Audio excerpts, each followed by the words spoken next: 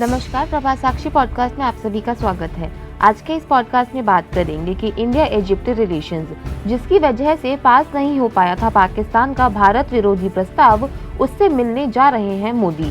नेहरू और नासिर के बाद कैसे परवान चढ़ी ये नई दोस्ती। तो आइए सुनते हैं आज के इस पॉडकास्ट को। लेकिन उससे पहले अगर आपने हमारे चैनल को सब्सक्राइब नहीं किया है तो ज़रूर कर लें, ताकि आप रोज ऐसे ही इंटरेस्टिंग और जानकारीपूर्ण पॉडकास्ट सुन सकें। पंडित नेहरू मिस्र के राष्ट्रपति गमाल अब्देल नासिर और यूगोस्लाविया के राष्ट्रपति जोसेफ ब्रोज टीटो ने 62 साल पहले अप्रैल 1961 में गुटनिरपेक्ष आंदोलन की नींव रखी थी। उद्देश्य था कि हम न किसी पावर ब्लॉक के साथ रहेंगे और न ही उनके विरोध में। भारत की विदेश नीति ना काहू से दोस्ती ना काहू से बैर का मंत्र देकर अपनी एक अलग दुनिया बनाई। इस वक्त पूरी दुनिया में उथल पुथल मची हुई है। रूस यूक्रेन युद्ध, भारत का चीन के साथ तनाव और चीन की अपनी ही सीमा से लगते तकरीबन सभी देशों के साथ विवाद, आर्मेनिया और अजरबैजान के बीच जंग जारी है। ईरान और पाकिस्तान महंगाई से दो हाथ कर रहा है। तुर्की और स्वीडन आपस में उलझे हुए हैं। उत्तर कोरिया के तानाशाह का अमेरिका, जापान और दक्षिण कोरिया को मिसाइलों से थर्राना भी जारी है। यानी पूरी दुनिया में कुछ न कुछ घटित हो रहा है। लेकिन तमाम परिस्थितियों के बीच जियोपॉलिटिक्स भी तेजी से करवट लेता नजर आ रहा है। सभी देशों की निगाहें भारत पर टिकी हैं। वो क्या कर रहा है, किसके साथ कैसे रिश्ते रख रहा है, किसकी मुखालफत कर रहा है, किससे दोस्ती बढ़ा रहा है। अमेरिका हो या रूस, चीन हो या जापान, नजरें सभी की लगातार कायम है। तमाम बातों के बीच प्रधानमंत्री नरेंद्र मोदी 20 से 25 जून तक संयुक्त राज्य अमेरिका और मिस्र की अलग अलग राजकीय यात्रा करने वाले हैं। विदेश मंत्रालय ने इसकी घोषणा की है। विदेश मंत्रालय के अनुसार प्रधानमंत्री नरेंद्र मोदी की अमेरिका यात्रा न्यूयॉर्क में शुरू होगी, जहां वह 21 जून को संयुक्त राष्ट्र के मुख्यालय में अंतर्राष्ट्रीय योग दिवस समारोह का नेतृत्व करेंगे। अमेरिका से वापस लौटते हुए मोदी मिस्र की यात्रा पर जाएंगे। इस यात्रा से व्यापार, निवेश, खेती, रक्षा जैसे क्षेत्रों में सहयोग मजबूत होने की उम्मीद है। इस मामले से जुड़े लोगों ने बताया कि सुरक्षा से लेकर नवीकरणीय ऊर्जा तक के क्षेत्रों में सहयोग को आगे बढ़ाने के लिए प्रधानमंत्री नरेंद्र मोदी मिस्र की यात्रा पर होंगे। 24 से 25 जून तक मिस्र की राजकीय यात्रा। प्रधानमंत्री नरेंद्र मोदी अपने 2 देशों के दौरे के दूसरे चरण में मिस्र जाएंगे। प्रधानमंत्री के तौर पर मोदी की मिस्र की यह पहली यात्रा होगी। वह 24 से 25 जून तक मिस्र के राजकीय यात्रा करने के लिए काहिरा जाएंगे। मिस्र के राष्ट्रपति अब्देल फत्ताह अल सीसी 26 जनवरी 2023 को भारत के 74वें गणतंत्र दिवस समारोह में मुख्य अतिथि बनकर दिल्ली आए थे। बता दें कि दोनों देश इस साल राजनयिक संबंधों की स्थापना की 75वीं वर्षगांठ मना रहे हैं। गणमान्य और अन्य लोगों से मुलाकात। राष्ट्रपति सीसी के साथ अपनी बातचीत के अलावा प्रधानमंत्री मिस्र सरकार के वरिष्ठ गणमान्य व्यक्तियों, मिस्र की कुछ प्रमुख हस्तियों के साथ साथ मिस्र में भारतीय समुदाय के साथ भी बातचीत कर सकते हैं।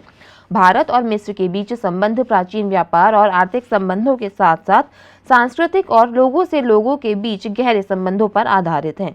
जनवरी में राष्ट्रपति सीसी की भारत की राजकीय यात्रा के दौरान दोनों देशों के बीच संबंधों को रणनीतिक साझेदारी तक बढ़ाने पर सहमति बनी थी। कश्मीर में हुए G20 मीटिंग में नहीं पहुंचा था मिस्र। 22 मई को मिस्र की तरफ से कोई भी डेलीगेट्स G20 मीटिंग में नहीं पहुंचा तो पाकिस्तान की खुशी का ठिकाना नहीं रहा। मिस्र के अलावा तुर्की और सऊदी अरब भी इस बैठक में शामिल नहीं हुए। बता दें कि मिस्र G20 का सदस्य नहीं है। उसे बतौर गेस्ट इस मीटिंग में शामिल होने का न्योता मिला था। इसके बावजूद मिस्र इस बैठक में शामिल नहीं हुआ। कोविड महामारी की वजह से स्थगित करनी पड़ी थी यात्रा। वर्ष 2020 में प्रधानमंत्री नरेंद्र मोदी मिस्र की यात्रा पर जाने वाले थे, लेकिन कोविड महामारी की वजह से यात्रा को स्थगित करना पड़ा था।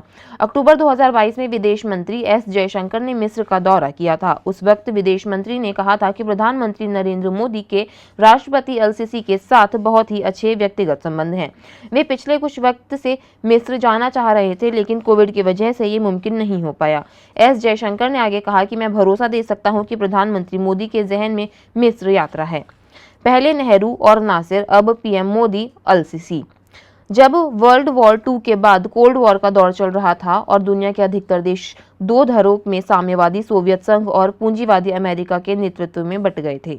इसके साथ ही उस दौर में विश्व के अधिकांश हिस्सों में औपनिवेशिक शासन का अंत होना शुरू हो गया और एशिया, अफ्रीका, दक्षिण अमेरिका व अन्य क्षेत्रों में कई नए देश दुनिया के नक्शे पर उभरने लगे। इस दौर में गुटनिरपेक्ष आंदोलन ने इन देशों के लिए दोनों गुटों से अलग रहकर एक स्वतंत्र विदेशी नीति रखते हुए आपसी सहयोग बढ़ाने का एक मजबूत आधार प्रदान किया, जिसकी स्थापना में भारत के प्रधानमंत्री जवाहरलाल नेहरू, यूगोस्लाविया के राष्ट्रपति जोसेफ ब्राज टीटो और मिस्र के राष्ट्रपति गमाल अब्देल नासिर ने अहम भूमिका निभाई। कहा जाता है कि राजनीतिक स्तर पर दोनों देश इतने नजदीक थे कि भारत ने 1956 के सुएज संकट के दौरान मिस्र को गुप्त सैन्य सामान भेजा था।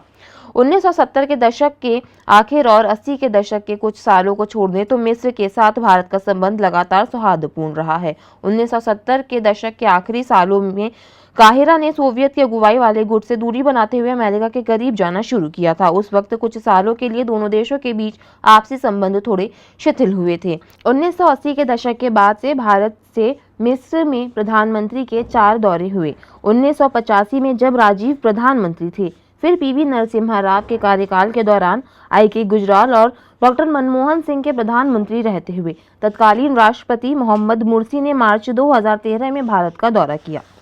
जून 2014 में राष्ट्रपति सीसी के नेतृत्व वाली नई सरकार के सत्ता संभालने के बाद तत्कालीन विदेश मंत्री सुषमा स्वराज ने अगस्त 2015 में काहिरा का दौरा किया।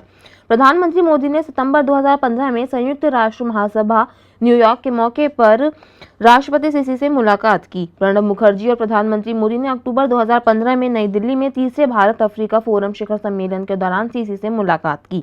राष्ट्रपति सीसी ने सितंबर 2016 में भारत की राजकीय यात्रा भी की थी।